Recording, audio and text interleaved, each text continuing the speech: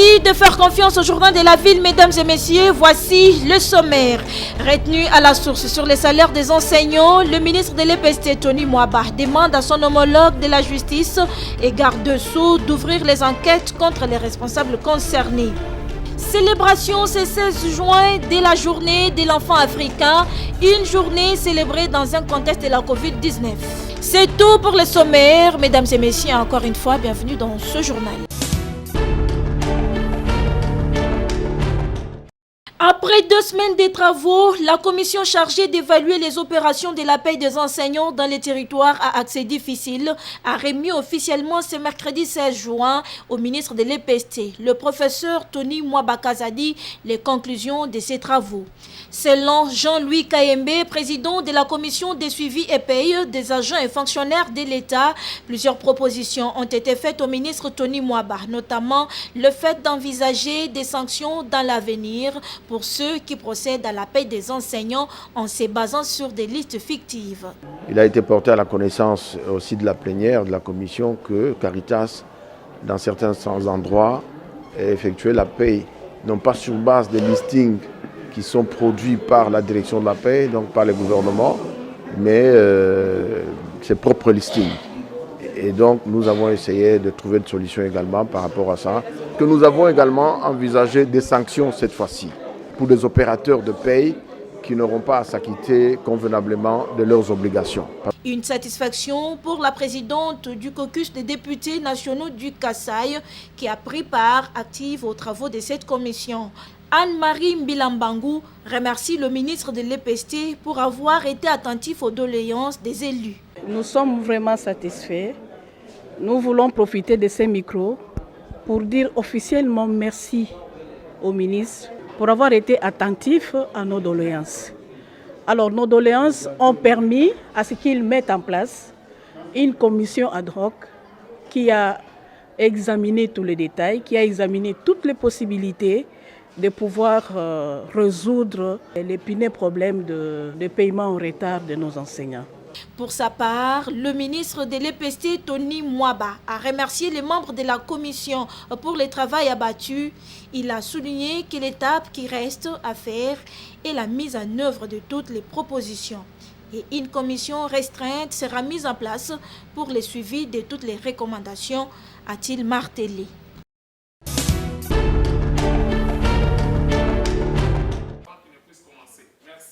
Fidèle à sa tradition, le réseau national de professeurs et enseignants de français RENAPEF en sigle vient de lancer la 11e édition du concours d'orthographe et de dictée en langue française.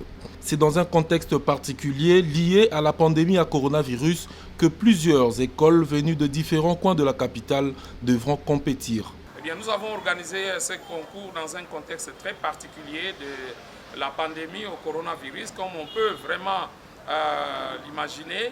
Le thème central, c'était la pandémie, parce qu'il s'agissait bien de pouvoir sensibiliser les enfants, les apprenants, à comprendre que la maladie est là et que nous devrons davantage nous protéger. C'est la 11e édition. L'année prochaine, eh bien, notre pays va organiser le 9e jeu de la francophonie. Nous avons pensé qu'il était temps que nous commencions à mettre en place des activités et comme chaque année, ce concours a vécu avec une vingtaine d'écoles qui sont venues et nous remercions toutes ces écoles-là parce que c'est grâce à elles que nous arrivons à organiser ce concours. Ce challenge, qui a pour mission de sensibiliser les élèves à observer dans le strict respect les gestes barrières, vise en outre à les familiariser davantage avec la langue de Molière et la diversité culturelle francophone, surtout en cette période de préparatifs de 9e jeu de la francophonie prévu à Kinshasa l'année prochaine. J'ai été vraiment émerveillé de voir cet engouement de la part des participants, des élèves, de nos jeunes enfants, apprendre tout au français. Mais je crois qu'il est de notre devoir, encadreurs, parents, enseignants, d'inciter nos plus jeunes à s'exercer, donc à aimer apprendre les notions élémentaires du français qui sont l'orthographe, le vocabulaire, etc. Rappelons que c'est en marge de la célébration de la Journée mondiale de l'enfant africain que s'est déroulé ce concours, dont les résultats après correction seront mis à la disposition du grand public au mois d'août 2021.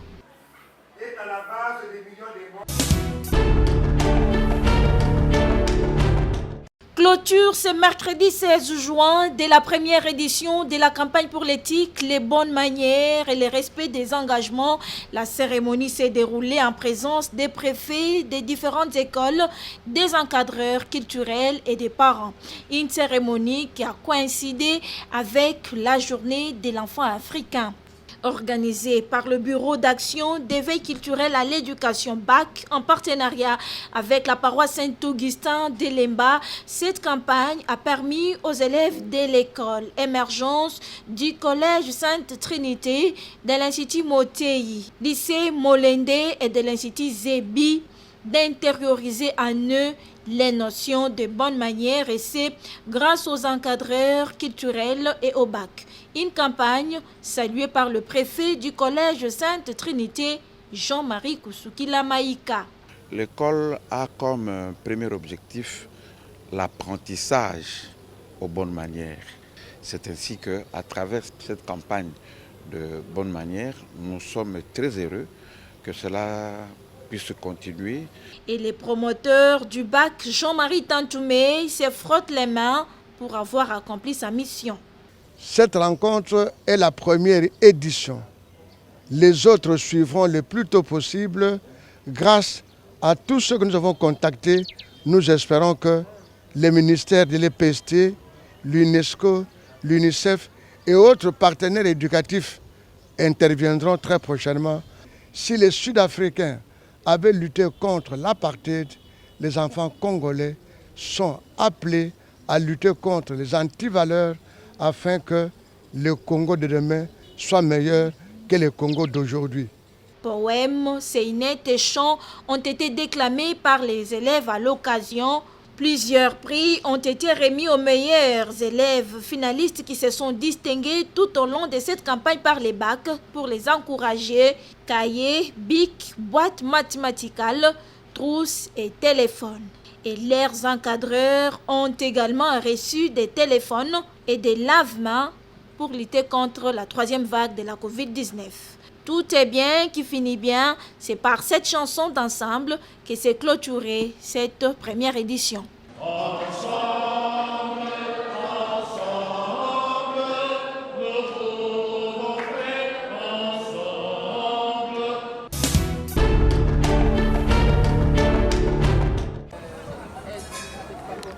Après l'étape de réception des candidatures des jeunes qui vont représenter la jeunesse congolaise dans le bureau de la Commission électorale nationale indépendante, le consortium des organisations des jeunes impliqués dans le processus électoral et la gouvernance COJIPEL vient de passer à une autre étape, celle de la présentation de ces jeunes délégués dans la composition du bureau de la Commission électorale nationale indépendante. C'était au cours d'une cérémonie organisée ce mercredi 16 juin au Conseil national de la jeunesse. Ce processus de désignation a tenu compte de l'espace géopolitique, rassure les COJIPEL. À l'issue de ce processus, nous sommes arrivés sur les résultats ci-après. 1. Maître Pacifique Kunzi, Sud Kivu, de la structure LCVF. 2. Madame Picasso Makofi, Kwilu, de la structure RIJDD. 3. Monsieur Mario Baitelemeke, du Sud-Ubangi, de la structure REC. Et 4. Monsieur Israël Kabongo à Kabongo, Kasaï Oriental, de la structure TAM. Cependant, l'ECOJIPEL s'est dit déterminé à participer dans la gestion de la Commission électorale nationale indépendante. Nous sommes engagés d'accompagner les autorités du pays dans leur ferme volonté de doter le pays des élections libres, justes, crédibles, inclusives et transparentes en 2023 à travers notre ferme participation dans la gestion de la CENI et ce, conformément aux articles 21, de la Déclaration universelle des droits de l'homme. Par ailleurs, le COJIPEL remercie la Coordination nationale pour le travail abattu jusqu'ici et profite de l'occasion pour demander aux confessions religieuses de tenir compte de cette liste du COJIPEL. Aux chefs de confessions religieuses et nos collègues des autres organisations spécialisées de comprendre la nécessité et l'urgence de tenir compte de la liste déposée à l'Assemblée nationale, à défaut l'arbitraire du bureau de l'Assemblée nationale pour tenir compte de 60% de la population électeur jeune du fichier électoral congolais.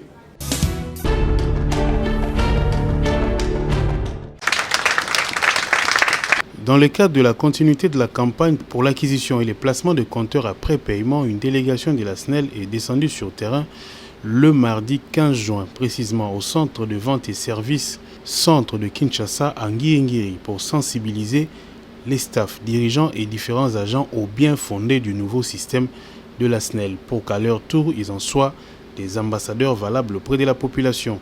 Sur place, Thierry Bouloueme de la Task Force a donné des explications techniques à ses hôtes sur l'utilisation du compteur après paiement.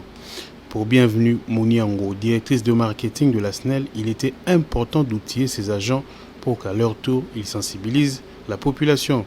Nous sommes en train de poursuivre la sensibilisation sur le nouveau système de comptage que la SNEL a mis en place, donc à savoir les compteurs après paiement. Donc nous avons réuni un peu tout le staff dirigeant de CFS de la direction Kinshasa Centre pour sensibiliser, partager avec eux sur le bien fondé du nouveau système. La finalité, c'est quoi? C'est un nouveau système qui apporte un changement au sein de la SNEL. Comme tout changement nécessite que l'homme puisse connaître l'apport et le pourquoi. Vous le savez, la clé de tout changement, c'est l'homme. Alors l'homme en tant que client et l'homme en tant qu'agent. Même l'agent, c'est aussi un client, parce que pour nous, le client, c'est l'utilisateur de notre produit, c'est l'utilisateur de l'énergie électrique.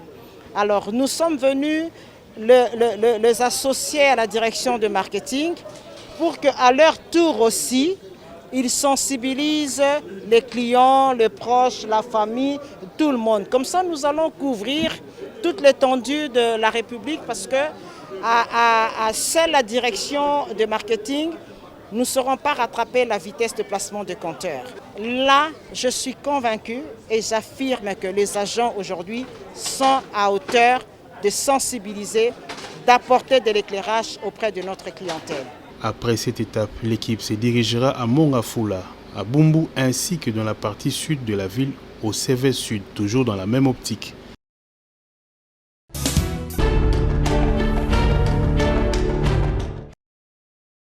Troisième vague Covid-19, le professeur Edouard Gatemo sensibilise la population au respect des mesures barrières.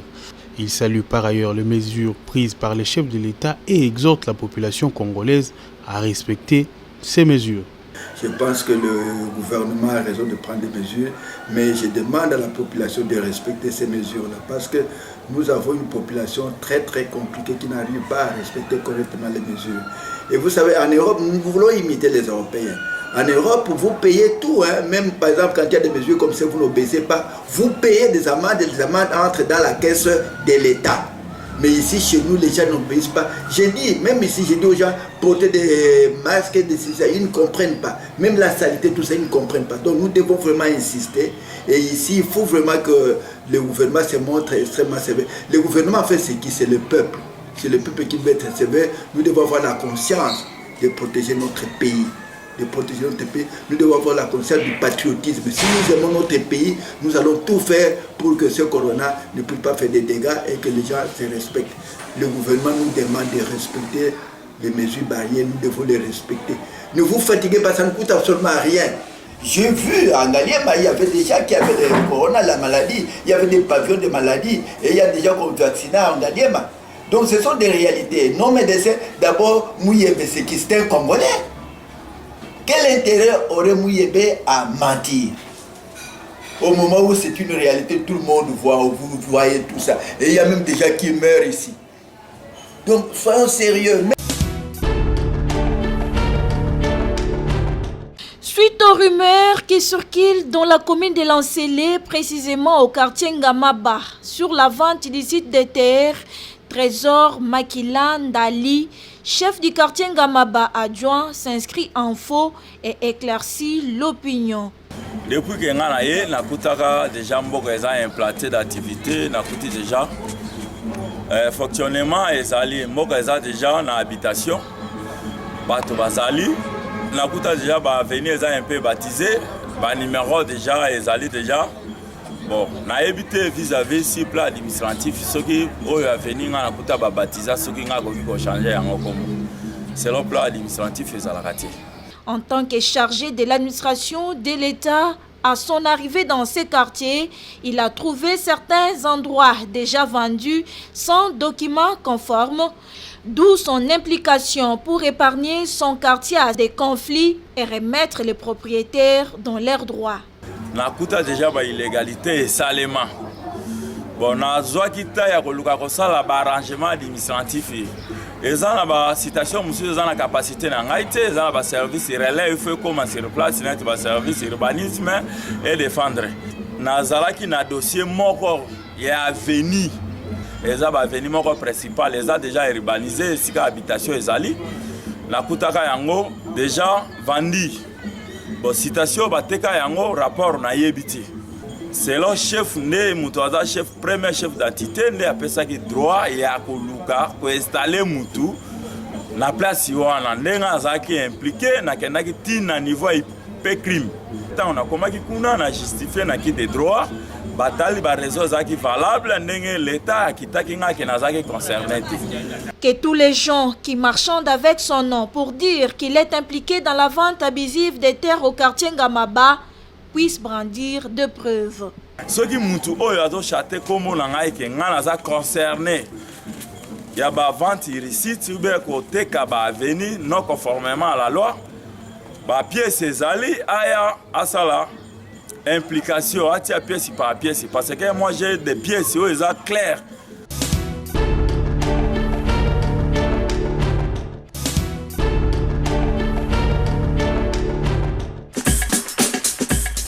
Nous sommes arrivés à la fin de ce journal de la ville, mesdames et messieurs. Merci de l'avoir suivi. Le prochain rendez-vous est fixé pour ce jeudi.